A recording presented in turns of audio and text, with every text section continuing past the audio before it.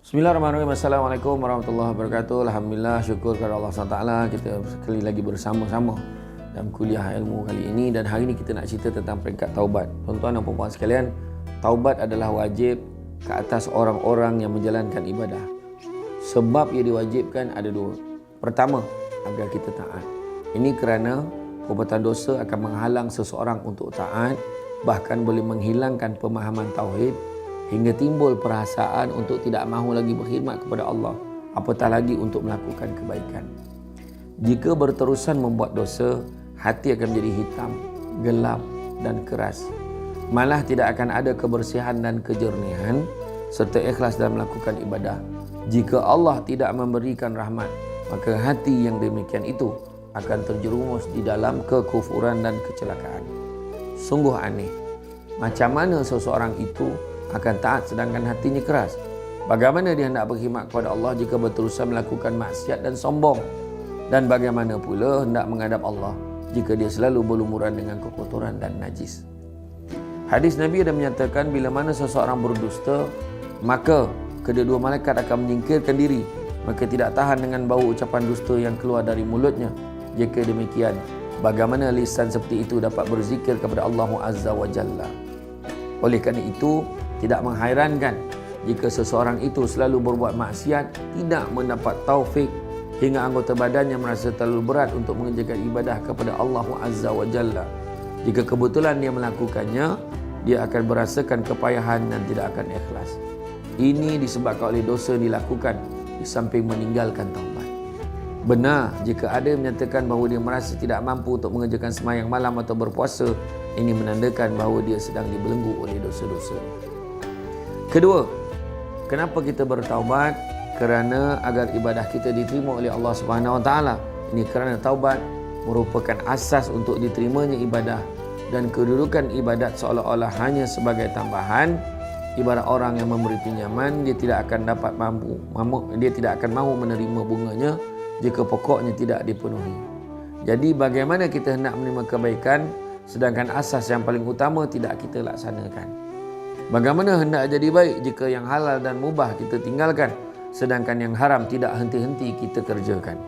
Bagaimana keadaan hendak menjadi baik jika kita bermunajat dan berdoa serta memuji Tuhan, sedangkan Tuhan murka kepada kita kerana kita melakukan perkara yang dibenci?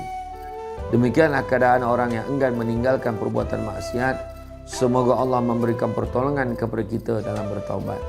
Makna taubat ialah membersihkan hati dari segala dosa yang telah dilakukan dan dosa-dosa yang seumpama dengannya, dengan mengagungkan Allah dan takut akan perkara-perkara yang menjadi kemurkaan Allah. Syarat-syarat taubat ini ada 4. Yang pertama, meninggalkan dosa dengan sepenuh hati dan sebulat niat. Ini bererti dia tidak akan mengulangi kembali segala perbuatan dosa yang telah dilakukan. Jika terdapat kemungkinan pada satu saat peluang untuk mengulang semula perbuatan dosa tersebut, maka ia belum dikatakan taubat. Ya, demikian juga jika tidak ada kepastian dalam niatnya, di mana hatinya ragu-ragu untuk menghentikan perbuatan dosa yang dihentikan buat sementara waktu sahaja, belum dapat dikatakan sebagai taubat. Kedua, menghentikan atau meninggalkan perbuatan dosa yang pernah dikerjakannya itu. Contohnya, tidak benar jika dikatakan bahawa Nabi bertaubat dari kekufuran kerana Nabi Muhammad SAW tidak pernah kufur. Perkataan yang tepat ialah Nabi menghindari kekufuran. Akan tetapi, mengenai Sayyidina Umar radhiyallahu anhu, adalah tepat jika kita katakan bahawa dia bertaubat dari kekufuran kerana beliau telah meninggalkan perbuatan-perbuatan jahiliah. Yang ketiga, perbuatan dosa yang pernah dilakukannya harus setimpal atau seimbang dengan dosa yang ditinggalkannya sekarang. Contohnya, seorang pakcik yang dahulunya seorang penzina dan penyamun, jika dia sudah tua, dia tidak mampu lagi melakukan perbuatan-perbuatan tersebut, maka dia masih ada keinginan untuk melakukannya, maka dia pun bertaubat kerana tidak mampu lagi untuk melakukannya. Sesungguhnya pintu taubat untuknya masih lagi terbuka. Jadi cara dia bertaubat adalah meninggalkan dosa-dosa yang setimpal dengan dosa zina dan menyamun, yakni dosa-dosa yang meskipun dia sudah tua namun masih mampu melakukannya. Contohnya dosa menuduh orang lain melakukan zina, mengadu domba dan sebagainya. Maka dia hendaklah meninggalkan dosa-dosa tersebut dengan niat kerana mahu bertaubat dari melakukan zina dan menyamun.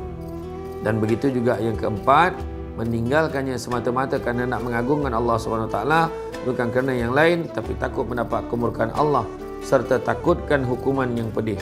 Maka di sini tiada maksud keduniaan seperti takut pada orang lain atau takut dipenjarakan. Jika bertaubat hanya kerana takut dipenjarakan, ini bererti dia bertaubat kepada penjara dan bukan kepada Allah.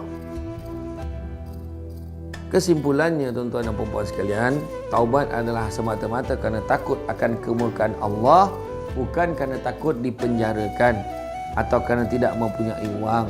Tetapi jika dia mempunyai wang, dia pasti akan melakukannya lagi dan sebagainya. Inilah syarat-syarat dan rukun-rukun taubat. Apabila keempat-empat syarat tersebut berjaya diamalkan sepenuhnya, maka itulah taubat yang sejati dan sesungguhnya. Inilah yang dimaksudkan Al-Quran sebagai taubatan nasuha. Hakikat taubat dari setiap dosa akan tercapai dengan menyempurnakan 10 perbuatan, kecuali jika orang tersebut merupakan ahli taubat. Perbuatan pertama yang harus dilakukan dalam bertaubat ialah tidak lagi melakukan dosa tersebut. Seterusnya tidak akan menceritakannya lagi. Jadi dia bukan saja berhenti dari melakukan dosa, tetapi menceritakannya juga tidak. Setelah itu dia tidak lagi bergaul dengan orang-orang yang menyebabkan dirinya berbuat dosa. Bahkan jika sampai terpaksa mengasingkan diri, yakni berpindah ke tempat lain pun, dia sanggup. Kerana di sana dia benar-benar bertaubat dari segala perbuatan dosa. Perkara-perkara yang sekiranya dapat menarik dirinya untuk berbuat seperti itu akan ditinggalkannya sama sekali. Oleh itu, dia tidak akan melihat atau menjejakkan kaki lagi ke tempat-tempat yang mana dirinya pernah melakukan dosa. Kini dirinya benar-benar membenci tempat-tempat yang pernah menjerumuskan dia ke jurang nista.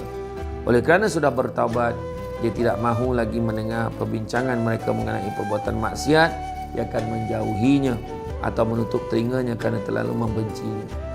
Kemudian dia bertaubat dari keinginan hati, dan inilah yang paling suka kerana ianya bererti hatinya sudah tertutup sama sekali. Jika terdapat dorongan untuk melakukannya, dia mampu menahan. Ini bermakna dia memperolehi kemenangan, dan inilah taubat yang paling sempurna. Kemudian dia bertaubat dari kelalaian dahulu, kerana taubat yang pertama dirasakan kurang memenuhi syarat. Jika dalam taubat pertama tidak sepenuhnya kerana Allah, kini dia kembali bertaubat. Setelah itu taubat dari kesombongan, kerana dapat bertaubat. Ini kerana terdapat setengah orang yang merasa bangga dengan taubatnya dan mengagumi dirinya yang sudah bertaubat. Ibarat pelukis mengagumi lukisannya atau mengagungkan hasil karyanya sendiri, tuan-tuan dan puan-puan sekalian. Ya. Dan tuan-tuan kita tengok, ya, dia ini terlalu bangga, ya, dengan taubatnya, lalu berkata di dalam hati, alangkah sempurnanya taubat aku tempoh hari. Ini bermakna taubatnya tidak didasari lillahi ta'ala. Oleh itu dia terpaksa bertaubat lagi dengan mengesahkan Allah Subhanahu Wa Taala. Taubat yang dijalankan tanpa adanya pendahuluan akan terasa berat. Oleh sebab itu dalam bertaubat terdapat 3 pendahuluan sebelum bertaubat. Pertama, kita menyedari bahawa dosa adalah satu yang amat buruk. Kedua, sedar dan ingat akan kerasnya hukuman dan kemurkaan Allah yang mana kita tidak akan kuat menghadapinya. Dan yang ketiga, menyedari kelemahan dan kekurangan tenaga untuk menahan semua itu. Menghadapi terik mentari, gigitan semut, tamparan polis dan sebagainya, orang akan merasa sakit. Apatah lagi kepanasan api neraka. Maka bolehkah manusia menanggungnya? Belum lagi siksaan dari malaikat Zabaniyah, gigitan ular yang besarnya tidak kurang dari leher unta, dan gigitan kalajengking sebesar keldai. Semuanya itu adalah ciptaan Allah dari api yang keluar dari tempat murkanya dan tempat kecelakaan. Na'udzubillah. Dengan mengingati semua itu, ia akan memudahkan kita untuk bertaubat. Akan tetapi, jika tidak mengingatinya, apalagi tidak langsung mempercayai kewujudan neraka, tidak mungkin seseorang itu mahu bertaubat. Malah dia akan mengejek orang-orang bertaubat. Perkara ini adalah disebabkan oleh lemahnya iman. Padahal Al-Quran banyak menceritakan betapa pedihnya azab neraka. Maka kewujudan neraka itu sudah jelas, bukan sekadar rekaan ataupun dongeng. Jika kita selalu mengingati 3 perkara ini, direnungkan siang dan malam, akhirnya kita akan terdorong untuk melakukan taubat yang nasuh, taubat yang sebenar-benarnya taubatan nasuha. Tuan-tuan dan puan-puan sekalian, ada yang bertanya, bukankah Nabi telah bersabda bahawa menyesal itu adalah taubat? Tetapi beliau tidak menyatakan syarat-syarat telah dijelaskan. Sebenarnya saya telah nyatakan tadi, kerana menyesal tidak boleh dibuat-buat. Sepintas lalu menyesal nampak seolah-olah sesuatu yang mudah dilakukan. Akan tetapi jika tidak didahului dengan pendahuluan yang saya sebutkan tadi, maka penyesalannya hanyalah di bibir saja. Tuan-tuan dan puan-puan sekalian, cukup setakat itu untuk kali ini. InsyaAllah kita akan kongsi lagi dengan tajuk-tajuk yang lain di masa akan datang. Cuma jangan lupa, siapa berhasrat untuk menyertai ibadah korban bersama Yayasan Buddha Islam Malaysia, bolehlah hubungi talian yang tertera, tuan-tuan dan puan sekalian. InsyaAllah Yayasan Buddha Islam Malaysia merupakan satu NGO yang mendapat pengiktirafan ISO. Akaunnya telah pun diaudit oleh Juru Audit dan Bertauliah, menjalankan kerjasama dengan penternak ruminan tempatan. InsyaAllah tuan-tuan dan sekalian, anda akan berpuas hati. Pastikan anda menyertai ibadah korban bersama dengan Yayasan Budi Ihsan Malaysia. Jumpa lagi. Assalamualaikum warahmatullahi wabarakatuh.